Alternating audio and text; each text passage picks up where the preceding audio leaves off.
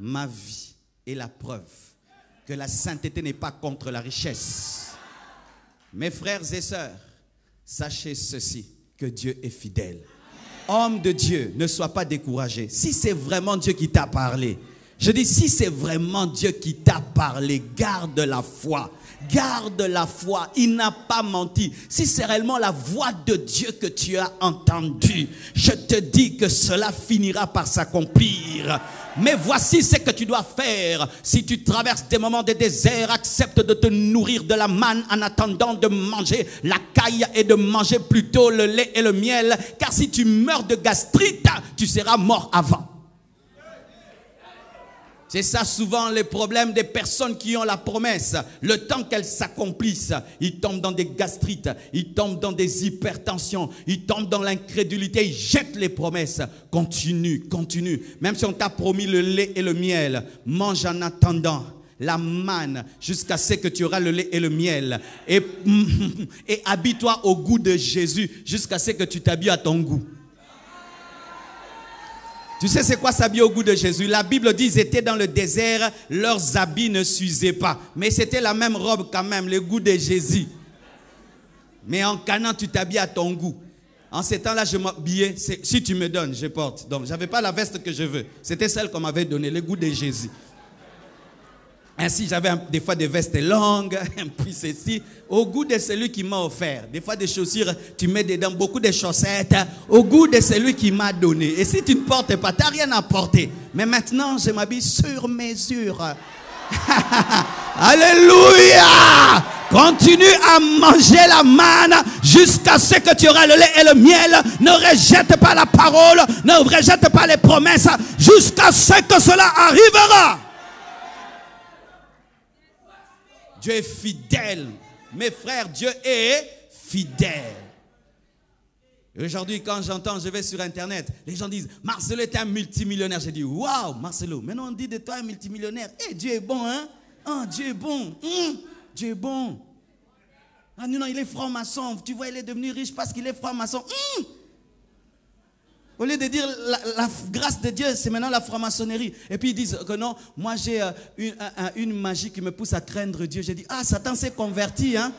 Vraiment, Satan s'est converti. Il te pousse à vivre dans la pureté. Ah, là, le diable vraiment reçu Jésus comme Seigneur et Sauveur.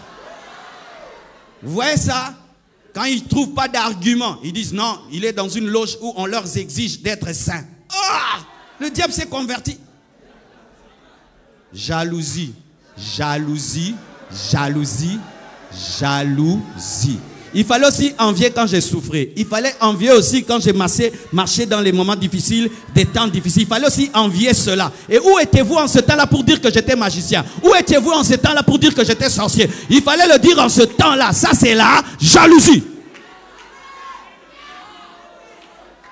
Des gens qui ont le ministère que d'attaquer les gens connus. Jalousie. C'est quand tu insultes que tu as beaucoup de vues. Quand tu enseignes, il y a peu de vues. Jaloux. Alors, il faut que tu insultes les gens pour que les gens te suivent. Si tu enseignes, on ne te suit pas. Tu es jaloux. Quand tu enseignes 300 vues, quand tu insultes 100 000 vues, jaloux. Oui, quand on voyait un homme de Dieu, quand il insulte les gens, il a beaucoup de vues. Mais quand il enseigne, il a peu de vues, c'est un jaloux. Et il doit insulter les gens connus pour avoir des vues. C'est vraiment un jaloux.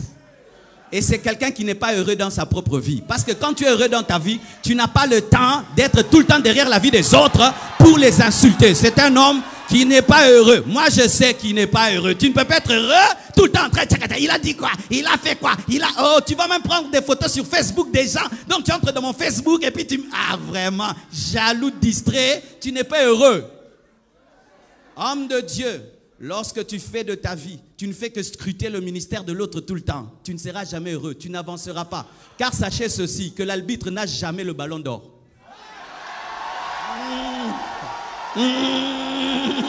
L'arbitre n'a jamais le ballon d'or. Il va te donner carte rouge, carte jaune, mais c'est Messi qui a le ballon d'or. C'est celui qui joue qui a le ballon d'or. C'est celui qui est dans l'action qui a le ballon d'or. Pas l'observateur, pas l'observateur. L'arbitre n'a jamais le ballon d'or. Si tu fais un ministère d'arbitrage, tu n'auras jamais le ballon d'or. Il est perdu, il n'est pas perdu, il est perdu, il n'est pas perdu. Carte rouge, carte jaune spirituelle. Quand est-ce que toi tu vas travailler? Toi aussi. Car tous ceux qui travaillent commettent des erreurs. Tout le monde qui travaille commet une erreur. Toi aussi viens ici parler. On va trouver des choses à dire. On va trouver, parler 2 heures du temps et ne pas commettre des erreurs. Oh. Hein. Alléluia. Ne tombez pas dans le ministère d'arbitrage. C'est Dieu qui va déterminer au dernier jour qui était vrai, qui était faux. Toi, sers Dieu. Reste dans ton couloir et va jusqu'au bout.